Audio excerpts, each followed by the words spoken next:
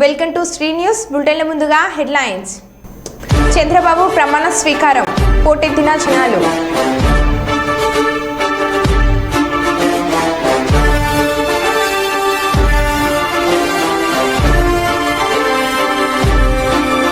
మాజీ deputy mayor Gokula Ramanarao కారును గుర్తు తెలియని దుండగులు ధ్వంసం.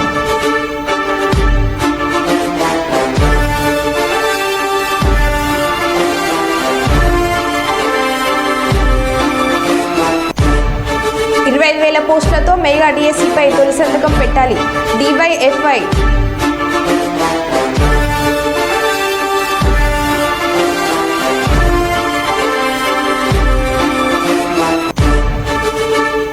తొలి మంత్రిగా ప్రమాణ స్వీకారం చేసిన పవన్ కళ్యాణ్.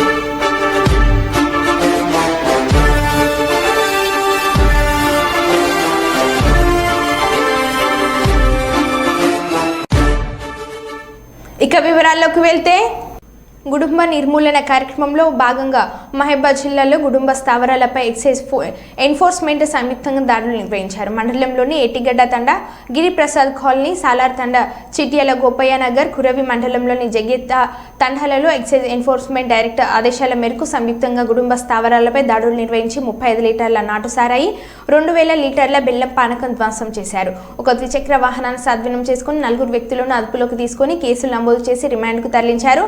అనంతరం ఏటిగడ్డ తండాలో కుటుంబ నిర్మూలన, కుటుంబ దుష్ప్రభావాలపై అవగాహన కార్యక్రమాన్ని జిల్లా ఎక్సైజ్ అధికారి కిరణ్, సిఐ చిరంజీవిలు సిబ్బందితో కలిసి నిర్వహించారు. ఒకసారి అవగాహన కల్పిస్తామని ఈరోజు ఈ కార్యక్రమానికి ముఖ్య అతిథిగా మన ఎక్సైజ్ జిల్లా excise superintendent sir Kiran sir వచ్చారు.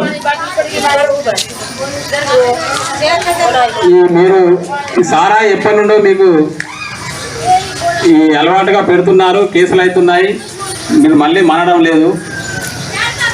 ముఖ్యంగా మీరు ఆలోచించుకోవాల్సింది ఏంటంటే, మీరు సారా పెట్టి ఒక్కరు బతికి 10 మంది కుటుంబాలు నాశనం చేస్తున్నారు. మీరు సారా తాగి వాడు పిల్లలను పట్టించుకోకుండా పోతే ఆ చదువుకునే పిల్లలు కూడా వాళ్ళు బాగా డిస్టర్బ్ అయ్యి భార్యాభర్తలు గొడవ పెట్టుకోవడం, మొగుడు తాగచ్చి భార్యను కొట్టడం, వాళ్ళు చదువుకోలేరు.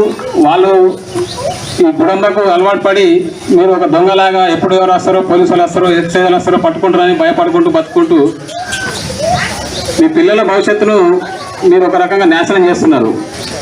మీరు ఈ రోజు గురించి ఆలోచిస్తున్నారు తప్ప మీ పిల్లల భవిష్యత్తు గురించి ఆలోచిస్తలేరు.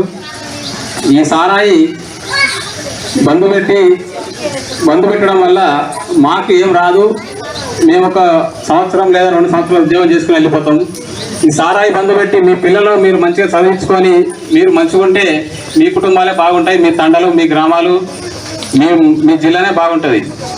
మేము చేసేది మా కూడా కాదు, మీరు సారా పనిచేయడం వల్ల మాకేం రాదు. ఇక్కడ మేము ఇంత కష్టపడి రాత్రి నిద్ర లేకుండా ఈ తెల్లందాకా పొద్దుదాకా తిరుగుకుంటా చేసేది మా గురించి కాదు. మీరు దయచేసి అర్థం చేసుకోవాలి.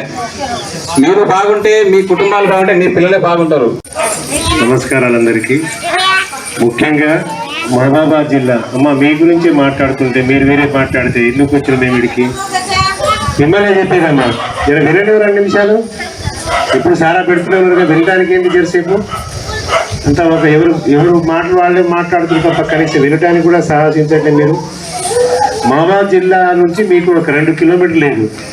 పల్వెల్పుల గ్రామం హన్మకొండ మండలంలో గల రైతు వేదిక నుంచి మాట్లాడుతూ రైతు నేస్తం కార్యక్రమ ఉద్దేశాలను, క్షేత్ర స్థాయిలో రైతు అనుభవాలను ప్రత్యక్షంగా హాజరై రైతులను వారి అనుభవాలు అడిగి తెలుసుకున్న కలెక్టర్, వ్యవసాయ శాఖ అధికారులు గ్రామాల వారీగా అందుబాటులో ఉంటూ రైతులకు సలహాలు, సూచనలు సూచించారు. రైతులు మేలైన విత్తనాలు ఎంపిక చేసుకోవాలని, సాగు పద్ధతులను ఎప్పటికప్పుడు వ్యవసాయ శాఖ అధికారుల ద్వారా తెలుసుకోవాలని, నూతన పద్ధతుల్లో పంటలు సాగు చేయాలని హన్మకొండ జిల్లా కలెక్టర్ సిగ్నా పట్నాయక్ రైతులను కోరారు. ఈ మీడియంలో ఉన్నాయి, అన్ని భాషలలో కానీ ఏ పంటకి ఎంత మోతాదులో ఈ విధానాన్ని వాడాలని వాళ్ళు కూడా చెప్తే ఇంకా మంచిగా ఉంటుంది. మన దేశం రైతులకే, రాష్ట్ర రైతులకే కాకుండా దేశానికి, ప్రపంచానికి అందరికీ ముందుకు తీసుకుపోవచ్చు. ఈ పేటెంట్ అక్కడ నుండి ఎన్ని రోజులు వాళ్ళు కూడా మాట్లాడలేదు. ఇప్పుడు 25 తర్వాత జనరల్ అయిపోతుంది. ఆ పేటెంట్ 2004లో ఫైల్ చేసింది కనుక మీరు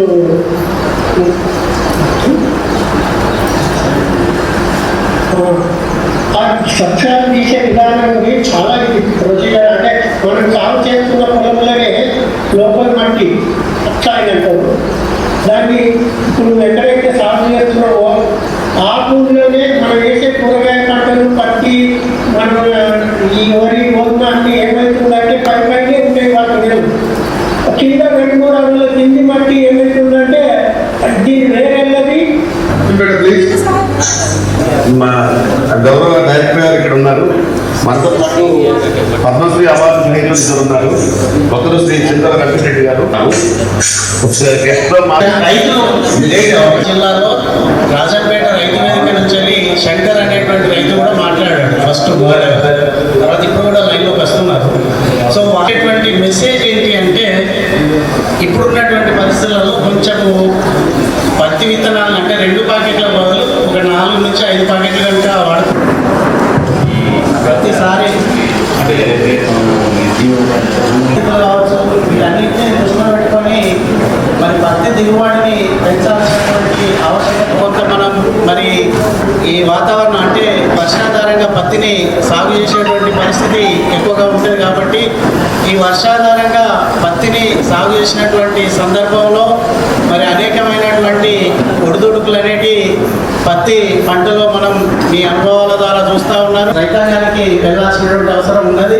ఎందుకంటే వర్షాలు లేట్ అయిన కొద్దీ రైతు లోపల మరి అనేకమైనటువంటి అనుమానాలు, అధైర్యము ఇవన్నీ కూడా తోడైతాయి. కాబట్టి మనం ఈ టైం లోపల మరి కొంత జాగ్రత్తగా వారికి ధైర్యం నింపుకుంటూ ఈ సీజన్ అనేది ఇంకా ఉంది, సమయం ఉంది కాబట్టి పత్తిని నిరభ్యంతరంగా సాగు చేసుకోవచ్చు అనేటువంటి సందేశాన్ని మీరు మీ గ్రామంలో ఉన్నటువంటి గత 2-3 సంవత్సరాల నుంచి కూడా ప్రైవేట్ కంపెనీ కూడా దత్తా తీసుకొని గ్రామాలకు అంటే ఎక్కువ మొక్కలు ఉండటం వల్ల దిగుబడి ఎక్కువ ఆశించే అవకాశాలు ఎక్కువ ఉంటాయి. అది సక్సెస్ కూడా అయ్యింది. ఒక్కొక్క గ్రామం ఒక్కొక్క రైతుతో స్ప్రెడ్ అవుతుంది అది. ఎందుకంటే దీనివల్ల ఏంటంటే చెట్టు బాగా పెంచడం వల్ల బ్రాంచెస్ ఉన్నంత మాత్రాన దిగుబడి రాదు.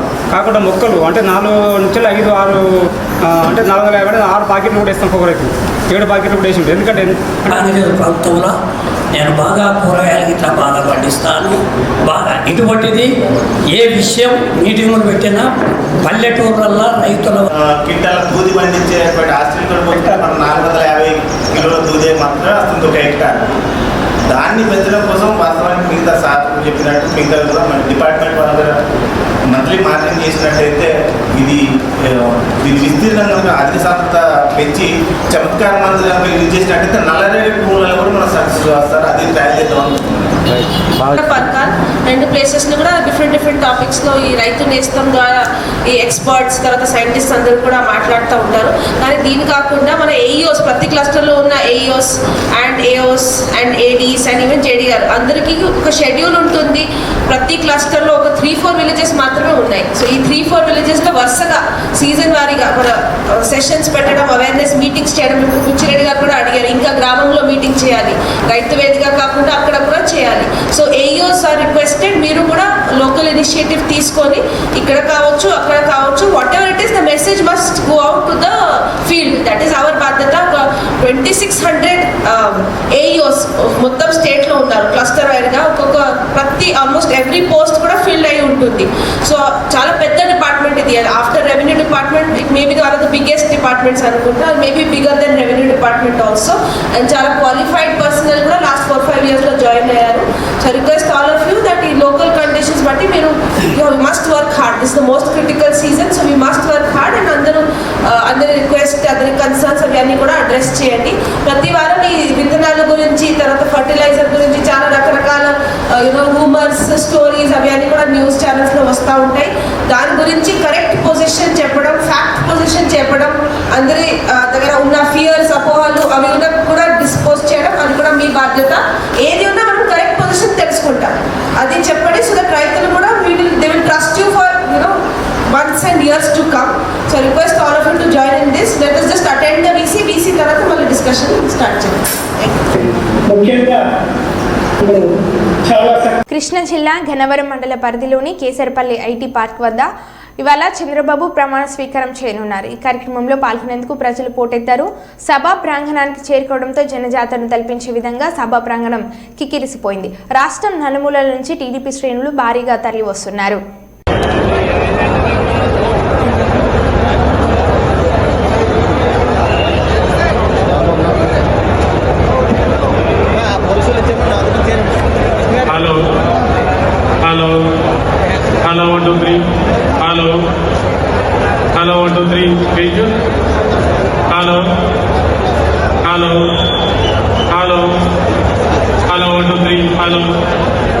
హలో 1 2 3 హలో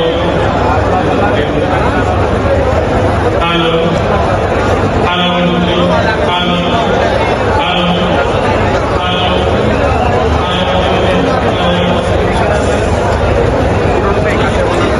నారా చంద్రబాబు నాయుడు మళ్లీ ముఖ్యమంత్రిగా ప్రమాణ స్వీకారం చేసిన సందర్భంగా హైదరాబాద్లోని సనత్ నగర్ నియోజకవర్గంలో మల్కంపేటలోని తన స్వగృహం నందు మాజీ ఎమ్మెల్యే టీడీపీ ఉపాధ్యక్షురాలు కాట్రగడ్డ ప్రసూన మరియు కరణం అంబిక కృష్ణ చౌదరి తెలంగాణ టీడీపీ సెక్రటరీ బాణసంచలు కాల్చి సీట్లు పంపిణీ చేశారు. ఈ సందర్భంగా ప్రసన్న మాట్లాడుతూ సైకవ పాలన పోయిందని ప్రజాపాలన వచ్చిందని తెలియజేశారు.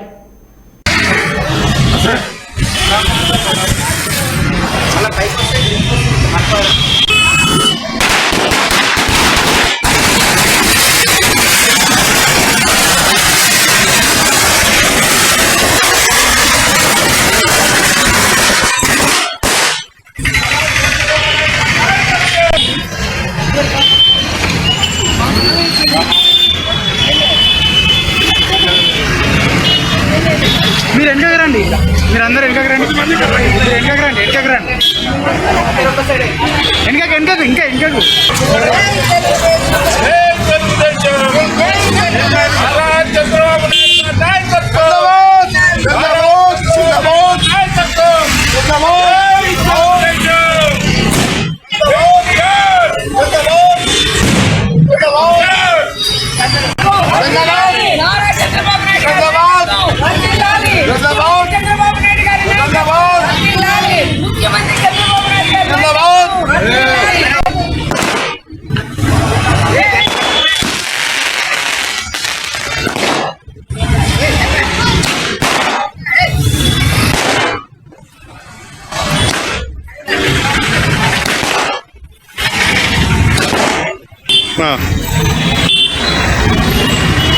తెలంగాణలో కూడా తెలుగుదేశం తెలంగాణలో పుట్టింది.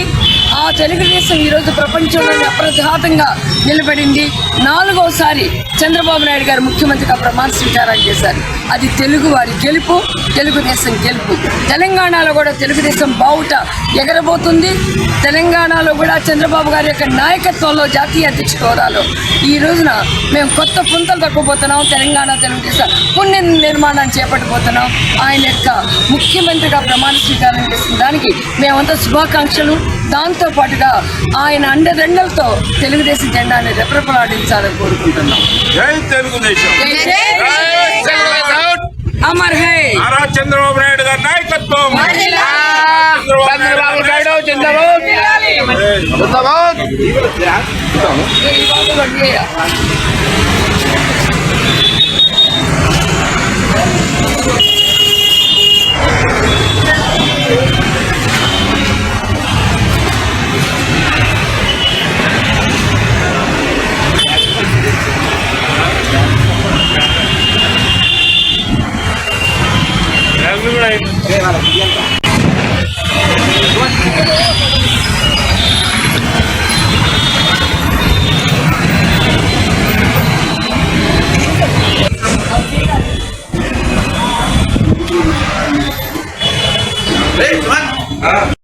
ఆంధ్రప్రదేశ్లో నవశకం ప్రారంభమైంది. ఎన్నికల్లో ఘన విజయం సాధించిన కూటమి నుంచి ముఖ్యమంత్రిగా చంద్రబాబు ప్రమాణ స్వీకారం చేశారు. గవర్నర్ అబ్దుల్ నజీర్ పదవి ప్రమాణం చేయించారు. కేసర్పల్లిలో జరిగిన ఈ కార్యక్రమానికి ప్రధాని నరేంద్ర మోడీ, హోంమంత్రి అమిత్ షా సహా పలువురు ప్రముఖులు, వేలాది మంది అభిమానులు హాజరయ్యారు.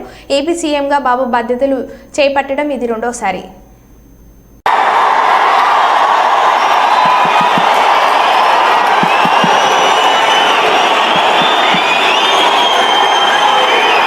నేను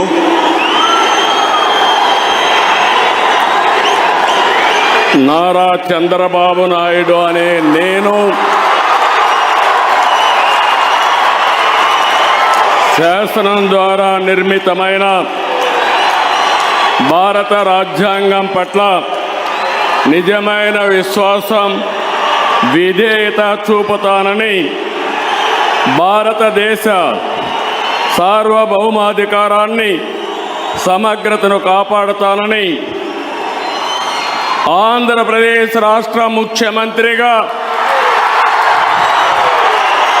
నా కర్తవ్యాలను శ్రద్ధతో, అంతఃకరణ శుద్ధితో నిర్వహిస్తానని భయం కానీ పక్షపాతం కానీ రాగద్వేషాలు కానీ లేకుండా రాజ్యాంగాన్ని శాసనాలను అనుసరించి ప్రజలందరికీ న్యాయం చేకూరుస్తానని దైవ సాక్షిగా ప్రమాణం చేస్తున్నాను. నేను నారా చంద్రబాబు నాయుడు అనే నేను ఆంధ్రప్రదేశ్ రాష్ట్ర ముఖ్యమంత్రిగా నా పరిశీలనకు వచ్చిన లేదా నాకు తెలియవచ్చిన ఏ విషయాన్ని నా కర్తవ్యాలను సక్రమంగా నిర్వహించేందుకు అవసరమైన మేరకు తప్ప ప్రత్యక్షంగా కానీ పరోక్షంగా కానీ ఏ వ్యక్తికి లేదా వ్యక్తులకు తెలియపరచనని లేదా వెల్లడించని దైవ సాక్షిగా ప్రమాణం చేస్తున్నాను.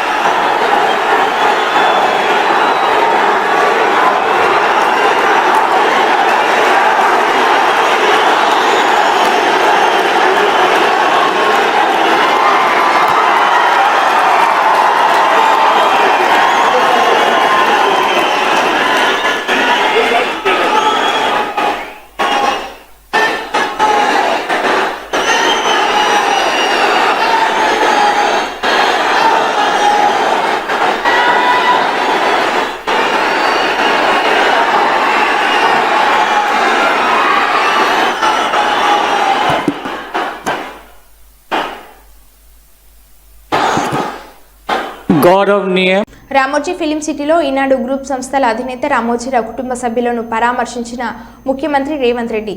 ఎమ్మెల్యే రాజ్ ఠాకూర్ ముఖ్యమంత్రి రేవంత్ రెడ్డితో కలిసి రామోజీరావు చిత్రపటానికి పూలమాలలు వేసి నివాళులు అర్పించిన రామగుండ ఎమ్మెల్యే మక్కన్ సింగ్ రాజ్ ఠాకూర్.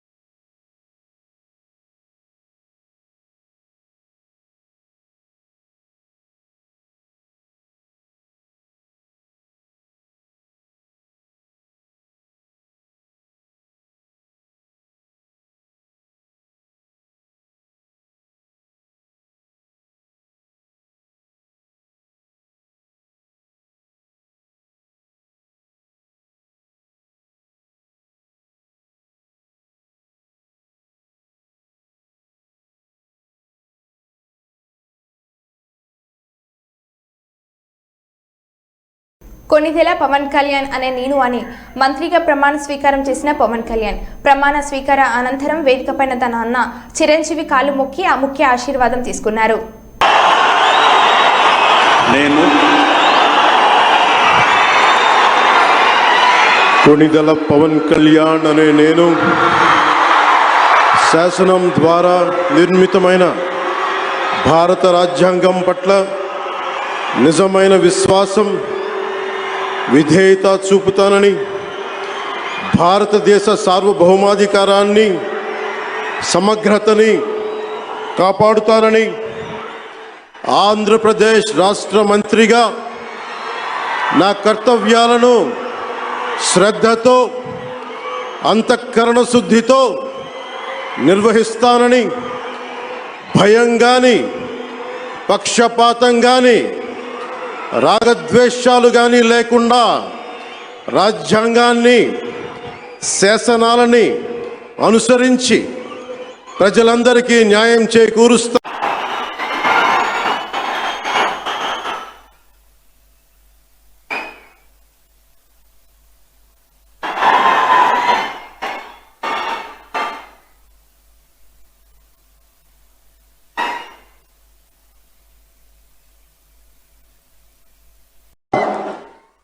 కృతజ్ఞతలు చెప్పారు. అలాగే వేదికకి కుడివైపునున్నటువంటి ప్రముఖులు అందరి దగ్గరికి కూడా పేరు పేరున వెళ్ళి పలకరిస్తున్నటువంటి శుభవేళ. పద్మభూషణ్ మన మెగాస్టార్ చిరంజీవి, పవర్ స్టార్, అటు మెగాస్టార్ ఇటు పవర్ స్టార్ ఇది అరుదైనటువంటి చిత్రం. అలాగే మన పెద్దలు బాలయ్య బాబు గారు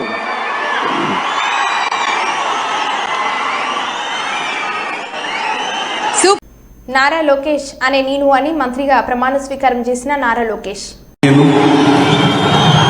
నారా లోకేష్ అని నేను శాసనము ద్వారా నిర్మితమైన భారత రాజ్యాంగం పట్ల నిజమైన విశ్వాసం విధేయత చూపుతానని, భారతదేశ సార్వభౌమ అధికారాన్ని సమగ్రతను కాపాడుతానని, ఆంధ్రప్రదేశ్ రాష్ట్ర మంత్రిగా నా కర్తవ్యాలను శ్రద్ధతో అంతర్గత శుద్ధితో నిర్వహిస్తానని, భయం కానీ పక్షపాతం కానీ రాగద్వేషాలు కానీ లేకుండా రాజ్యాంగాన్ని శాసనాలు అనుసరించి ప్రజలందరికీ న్యాయం చేకూరుస్తానని దైవ సాక్షిగా ప్రమాణం చేస్తున్నాను. నేను నారా లోకేష్ అని నేను ఆంధ్రప్రదేశ్ రాష్ట్ర మంత్రిగా నా పరిశీలనకు వచ్చిన లేదా నాకు తెలియవచ్చిన ఏ విషయాన్ని నా కర్తవ్యాలను సక్రమంగా నిర్వహించేందుకు అవసరమైన మేరకు తప్ప ప్రత్యక్షంగా కానీ పరోక్షంగా కానీ ఏ వ్యక్తికి లేదా వ్యక్తులకు తెలియజేయనని లేదా వెల్లడించనని దైవ సాక్షిగా ప్రమాణం చేస్తున్నాను.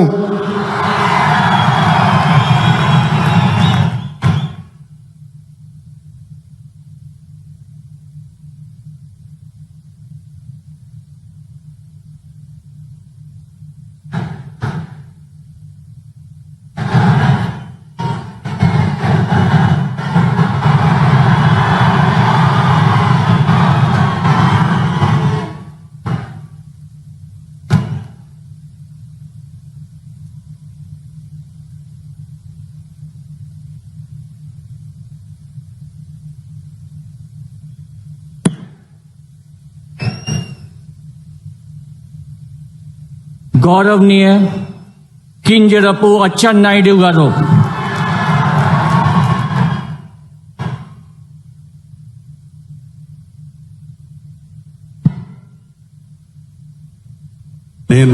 ఏపీకి ప్రత్యేక హోదా వచ్చే అవకాశాన్ని చంద్రబాబు మిస్ చేసుకున్నారని ప్రజాశాంతి పార్టీ అధ్యక్షుడు ఏకే పాల్ అన్నారు. ఏపీకి హోదా ఇస్తానంటే మద్దతు ఇస్తానని చంద్రబాబు ఎన్డీఏకు షరతు పెట్టాల్సింది, విశాఖ స్టీల్ ప్లాంట్ అమ్మకుండా హామీ అడగాల్సింది. ప్రమాణ స్వీకారంలో పాల్గొంటున్న మోడీకి ఏపీకి హోదా, స్టీల్ ప్లాంట్ అంశాలను సిబిఐని ప్రస్తావించాలి, ఇదే మీకు చివరి అవకాశం అని ఎక్స్ మీడియాలో వీడియోను పాల్ పోస్ట్ చేశారు. చంద్రబాబు నాయుడు గారు గొప్ప అవకాశాన్ని మీరు ఆల్రెడీ పోగొట్టుకున్నారు. జూన్ 5నే మీరు ఇండియా కూటమి ప్రధానమంత్రిగా ప్రమాణం చేసిన లేదా మోదీ గారిని deputy prime minister, home minister, finance minister, foreign minister ఏదైనా అడిగితే మీకు ఇచ్చారా? ఇవ్వలేదు. 240 సీట్లు బీజేపీకి ఉన్నప్పుడు మిమ్మల్ని నితీష్ కుమార్ని వాడుకొని ఇప్పుడు 309కి వచ్చారు. ఇప్పుడు మీ 16తో మీరు బయటకు వచ్చినా వారికి చేసే నష్టం లేదు.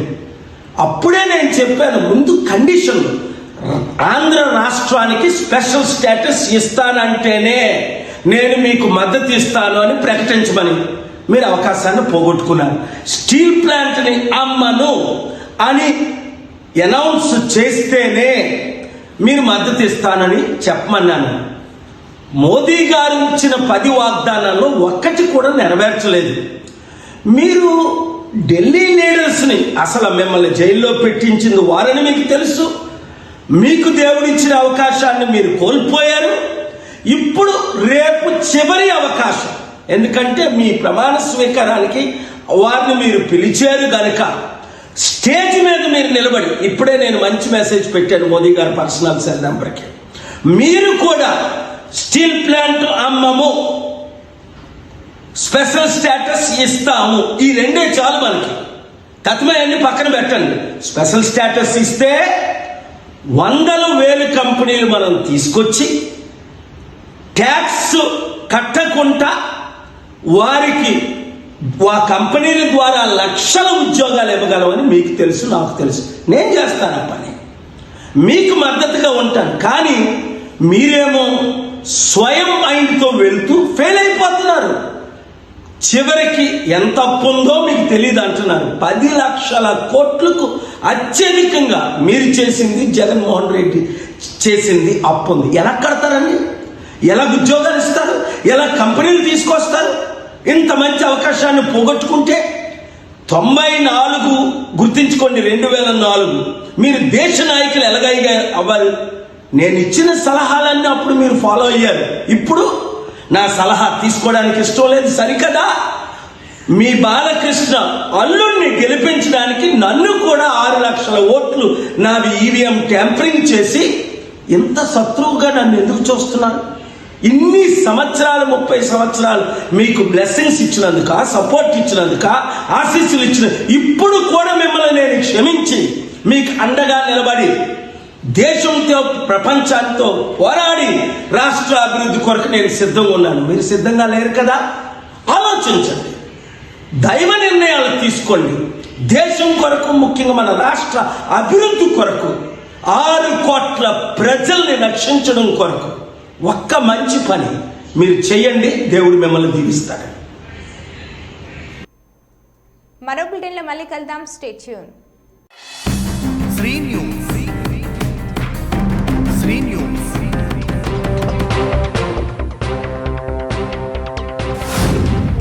శ్రీ న్యూస్.